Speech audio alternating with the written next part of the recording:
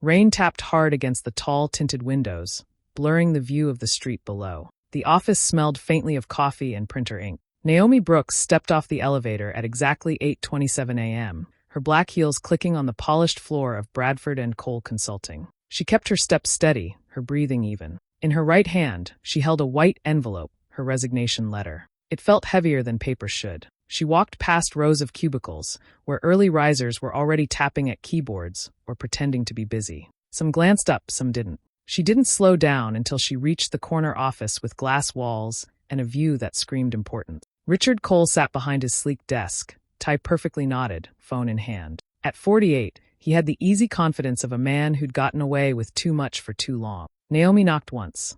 He didn't look up. Yes.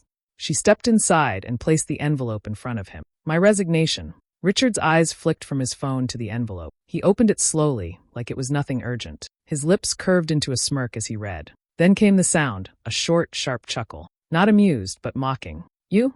Quit. He set the letter down and leaned back in his chair. Naomi, no one's lining up to hire someone like you. You'll be crawling back in a month. The words landed like a slap. She felt heat rush to her face, but she said nothing. Her fingers curled slightly at her sides, nails digging into her palms. Richard was already glancing back at his phone, as if she were a minor inconvenience, a line item he'd crossed off his to-do list. Naomi gave him one last look, not of defeat, but of quiet calculation. Then she turned and walked out, her back straight, her pace unhurt. The rain outside kept falling, and somewhere inside her, something had shifted. He thought. Naomi grew up in Houston, the oldest of 3 sisters. Their father had left when she was 8, and after that, her mother worked long night shifts as a nurse just to keep the lights on. Naomi learned early that no one was coming to rescue her. If she wanted something, she had to earn it. She helped her sisters with homework, cooked simple dinners, and learned how to fix small things around the house. At school, she noticed that boys who spoke loudly got more attention, even when they didn't have the right answers. She got used to being overlooked, which only made her work harder. By the time she finished college, she had a quiet kind of confidence, the kind people often underestimate. She moved to Chicago for better career opportunities. It was a city where she could disappear into the crowd, but also prove herself. 7 years ago, she joined Bradford & Cole Consulting as a junior analyst. At first, she thought the long hours and sharp competition were just part of the job. But over time, she learned that this firm was a battlefield in disguise. Richard Cole ran his department like an exclusive club. The best assignments always went to his golden boys, young men who laughed at his jokes, played golf with him on weekends, and knew how to make him feel important. The rest of the team fought for scraps. Naomi stayed, even when the culture wore her down. Part of it was survival. 2 years ago, her marriage had collapsed in the worst way. Marcus, the man she thought she could trust, had drained their joint savings and left her drowning in debt. After the divorce, she couldn't afford to take risks. This job, for all its flaws, gave her a steady paycheck. The other reason she stayed was Tina. Tina was a 22-year-old intern, smart and eager, with that same spark Naomi had when she first started. She reminded Naomi of herself, curious, hardworking, but unsure of her place. Naomi made time to answer her questions, guide her through projects, and protect her from the worst of the office politics. Despite the hostile environment, Naomi managed to win small victories. She had quietly brought in several high-value clients, building relationships based on trust and results. But every time, Richard found a way to stand in front of her work when it was time for recognition. He'd rephrase her reports before sending them out, present her ideas as his own in meetings, and sometimes even erase her name from documents. The breaking point came just weeks ago.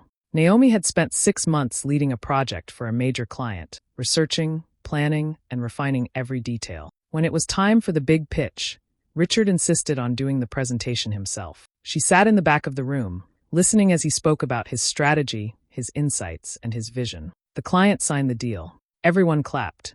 Richard smiled and thanked his team in a vague, sweeping way that made it seem like they'd only done background. Naomi kept her face neutral that day. But inside, something had cracked. She had worked too hard for too long to let someone else keep stealing her story. She didn't know yet what she would do, but she knew she couldn't keep playing this game. It happened late on a Thursday afternoon. The office was quieter than usual, that strange stillness that comes when most people have already slipped out early. Naomi was on her way to the break room for coffee when she heard voices coming from the conference room. The door was almost closed, but not all the way. She recognized Richard's voice immediately. Finally getting rid of her, he was saying, his tone almost cheerful. She's too ambitious for her own good. Makes the guys uncomfortable. Naomi froze in the hallway. Another voice, one of the other partners, asked, "So who's taking her clients?" "Tyler," Richard said without hesitation. "He's a good fit. Knows how to play the game. Clients will hardly notice the change." Tyler. The man couldn't even run a basic financial model without help, but he was one of Richard's weekend golf buddies. Naomi felt her jaw tighten. She listened for a moment longer, heard them laughing softly, and then she walked away before they could see her. The coffee didn't matter anymore. Her hands were shaking, and she could feel her pulse in her ears. It wasn't just that he was pushing her out. It was the way he spoke about her, like she was a problem to be solved, not a person who had carried the department more than once. That night, she went home to her small apartment. She didn't bother turning on the TV. She stood in the bathroom, looking at herself in the mirror. Her eyes looked tired, but there was something sharper there too, a kind of quiet fire. She thought about her mother, who had worked night shifts for years without ever letting anyone tell her she wasn't good enough. Her mother's voice came back to her, steady and certain. "Never let them tell your story for you." Naomi pressed her hands against the sink and breathed in slowly. She could just walk away quietly, hand in her resignation, and try to find another job. That would be the safe option. But Safe had kept her here for 7 years. Safe had let Richard take credit for her work over and over again. She straightened her shoulders. If she was leaving, she was going to do it on her terms. She didn't know every detail yet, but the decision was made. She would not disappear quietly. She would make sure that when she walked out of Bradford and Cole, the people who mattered would know exactly who she was and what she had done. And Richard Cole would never forget it. Naomi didn't rush. She knew if she wanted her plan to work, it had to be careful and quiet. She started with the clients. In phone calls and casual conversations, she began dropping hints about her next chapter, smiling as if it was just a small change she was excited about. She didn't say she was leaving yet, but she let them know she valued the relationships they'd built. The ones who knew her best seemed curious. A few even asked her directly if she was starting her own firm. She only gave a polite laugh and changed the subject. At the same time, she began collecting proof. Every email that showed her ideas before Richard presented them. Every meeting note that had her name on the original plan. Screenshots, copies, even voice memos after meetings to capture details while they were fresh. She kept it all neatly organized in a private folder at home. It wasn't just for revenge, it was insurance. With Tina, her mentorship became more focused. She started walking her through more complex parts of projects, showing her tricks she'd learned over the years. Sometimes they stayed late together, eating takeout at their desks. Naomi could see Tina's confidence growing, and it gave her a quiet sense of pride. But Richard must have sensed something. He began freezing her out of important meetings. "We'll catch you up later," he'd say with a fake smile, and then never follow up. She found herself learning about decisions secondhand, and it made her stomach twist. One afternoon, after she spoke up in a meeting to correct a mistake he'd made, HR called her in. They used polite words, team dynamics, professional tone. But the message was clear. Stop making Richard look bad. She walked out of that room feeling the weight of how much the company protected him. The pressure at home was just as heavy. Her savings were small, and her bills didn't stop just because she was planning something bold. At night, she'd sit at her kitchen table, running numbers on her laptop, wondering how many months she could survive without a paycheck. One night, close to midnight, she called her mother. She hadn't planned to, but her fingers dialed the number before she could think. When her mother answered, the sound of her voice broke something loose inside Naomi. She cried, really cried, for the first time in months. She told her about Richard, about the meetings, about the way she felt invisible. Her mother just listened, and then said softly, "Baby, you've been carrying too much for too long. You don't need their approval to know your worth." A few days later, Tina came to her desk looking pale. She admitted she'd been thinking about quitting. "I don't know if I can make it here," she said quietly. "It feels like the harder I work, the less they see me." Naomi's chest tightened. She told Tina she understood, because she did, and promised her that she had more power than she thought. She didn't say how, not yet, but she meant it. One rainy evening, Naomi sat in her living room with her resignation letter in front of her. She read it once, twice. Her fingers curled around the paper, ready to rip it in half. The thought of walking away without a plan, without security, scared her more than she wanted to admit. She closed her eyes, took a deep breath, and set the letter back down. Not yet. She wasn't ready to quit. Not until she... The morning felt different. Naomi woke up before her alarm, her mind sharp, her hands steady. She chose her navy suit, the one that made her feel taller, stronger. She tied her hair back neatly, slipped on her black heels, and looked at herself in the mirror. No hesitation. When she stepped into the office, heads turned. She didn't rush, didn't glance around. She walked straight to Richard's glass-walled office and knocked once. He looked up, eyebrows raised. "Naomi." "Morning." She stepped inside, set the white envelope on his desk. "This is my resignation." He opened it slowly, just like the first time, scanning the short paragraph. Then came the laugh, the same dismissive sound that had stayed with her for weeks. "You? Again?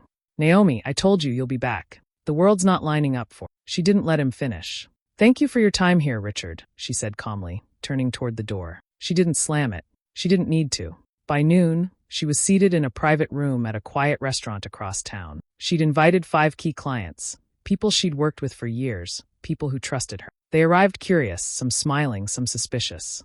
When everyone had a drink in front of them, Naomi began. "I wanted to share some news directly. I'm starting my own consulting firm. Smaller, more personal, but with the same level of expertise you've come to expect." There was a pause. Then she reached into her bag and placed a thick folder on the table. "This is my work over the past few years. The strategies, the research, the results.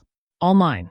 Some of it was presented under Richard Cole's name. The clients leaned in, flipping through the pages. One of them frowned, recognizing details from a project they'd been told came from Richard. Another nodded slowly. By the time dessert menus came around, 2 clients had already said they wanted to move their accounts to her new firm. A third said he needed to check with his team, but gave her a look that told her he'd made up his mind. The door burst open. Richard stood there, face red, eyes sharp.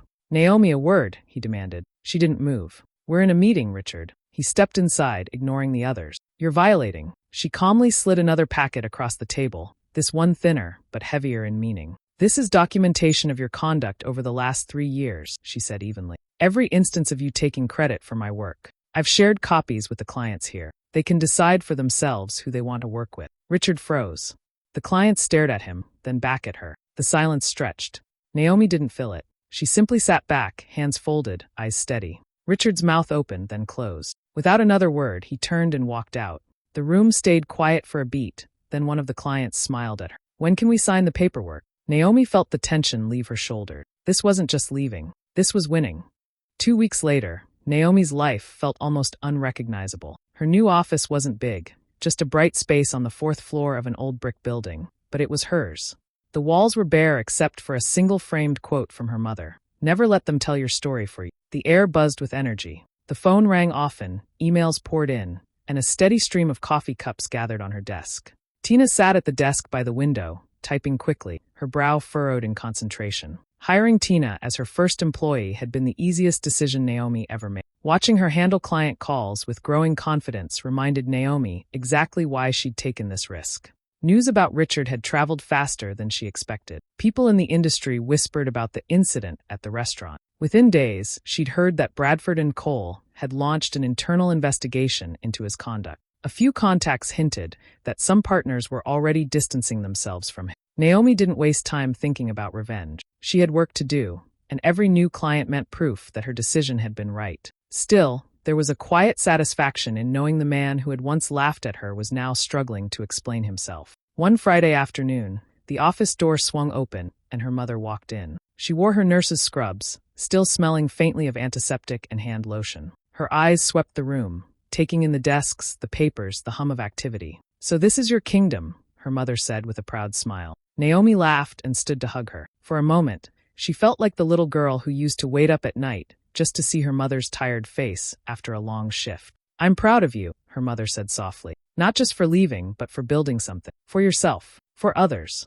Naomi felt a lump in her throat. She thought about Marcus, about the nights she'd spent wondering if she'd ever rebuild her life after the divorce. She had carried so much guilt back then, for trusting him, for losing her savings, for staying in a job that kept her small. But standing here now, she realized none of that defined her. She was not the woman who had been left. She was not the employee who had been overlooked. She was the founder of her own firm, the mentor to a young woman finding her way, and the daughter her mother had always believed in. As her mother left, Naomi looked around the office again. It wasn't perfect yet, but it was hers,